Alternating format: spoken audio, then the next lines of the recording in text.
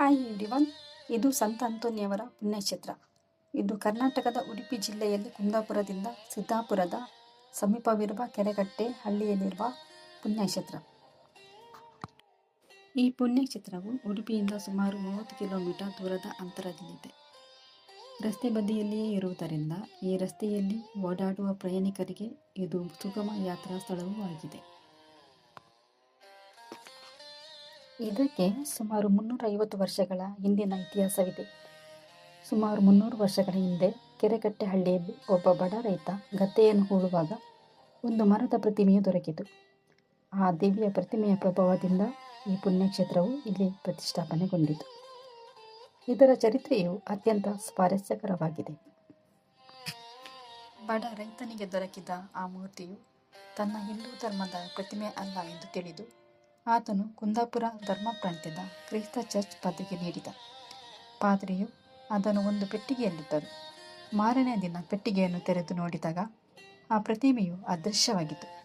ಇದರಿಂದ ಆಶ್ಚರ್ಯಚಕಿತರಾದ ಪಾದ್ರಿಯು ರೈತನ ಮನೆಗೆ ಆಗಮಿಸಿದಾಗ ಆ ಪ್ರತಿಮೆಯು ಅದ್ಭುತವೆಂಬಂತೆ ಅಲ್ಲಿಯೇ ಅವರಿಗೆ ಕಾಣತೊಡಗಿತು. ಅದರ ನಂತರ ಆ ಪ್ರತಿಮೆಯ ದೈವಿಕ ಶಕ್ತಿಯ ಅರಿವಾಗಿ ಊರ ಜನರು ಒಂದು ಕಲ್ಲಿನ ಚಾವಡಿಯನ್ನು ಕಟ್ಟಿ ದಿನನಿತ್ಯ ಮರದ ಪ್ರತಿಮೆಯನ್ನು ಭಯಭಕ್ತಿಯಿಂದ ಆರಾಧಿಸಲ್ಪಟ್ಟರು. ಇದರ ಫಲವಾಗಿ ಊರ ಜನರ ರೋಗರುಚಿನ ಕಷ್ಟ ಕಾರ್ಪಣ್ಯಗಳು ನಿವಾರಣೆಯಾಗುತ್ತಿತ್ತು.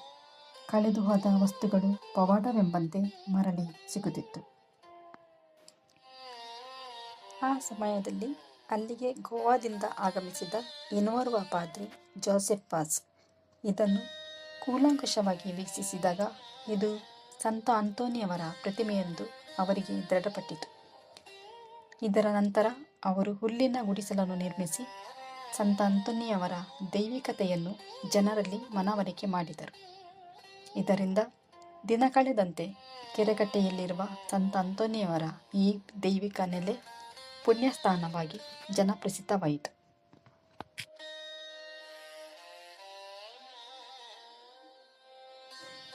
ಸಾವಿರದ 1968 ಜೂನ್ 13ರಂದು ಬಸ್ರೂರು ಧರ್ಮ ಕೇಂದ್ರದ ದಿವಂಗತ ಫಾದರ್ ಪ್ಲಾಸಿಡ್ ಪೆರೇರ ಪ್ರಥಮ ಬಾರಿ ಕೆಲವು ಜನರೊಡಗೂಡಿ ಬಲಿಪೂಜೆಯನ್ನು ಅರ್ಪಿಸಿದರು.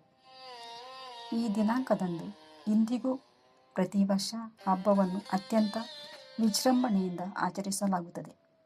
ಈ ಹಬ್ಬದಲ್ಲಿ ಸರ್ವಧರ್ಮದವರು ಭಾಗಿಯಾಗುತ್ತಾರೆ.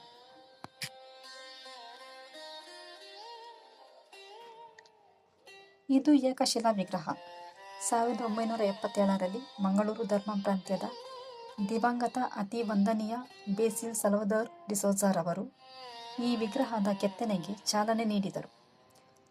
ಒಂದೇ ಕಲ್ಲಿನಲ್ಲಿ ಕೆತ್ತಿದ 11 ಅಡಿ ಉದ್ದದ ಶಿಲಾಮೂರ್ತಿಯನ್ನು 13 ಅಡಿ 6 ಇಂಚು ಎತ್ತರದ ವೇದಿಕೆಯನ್ನು ನಿರ್ಮಿಸಿ 1984ರಲ್ಲಿ ಪವಿತ್ರೀಕರಿಸಿ ಪ್ರತಿಷ್ಠಾಪಿಸಲಾಗಿದೆ.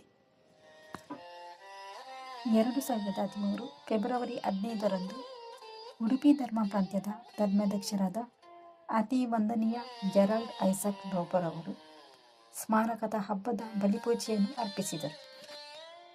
1968 ಜೂನ್ 13ರಂದು ಮೊದಲ ಬಾರಿ ಈ ಪುಣ್ಯಭೂಮಿಯಲ್ಲಿ ಪೂಜೆಯನ್ನು ಅರ್ಪಿಸಿದ ಸ್ಮರಣೆಗಾಗಿ ಆ ದಿನಾಂಕದಂದೇ ಜೂನ್ 2013ರಲ್ಲಿ ರೋಮ್ನಿಂದ ಇದು ಪುಣ್ಯಕ್ಷೇತ್ರವಾಗಿ ಘೋಷಣೆಯಾಯಿತು.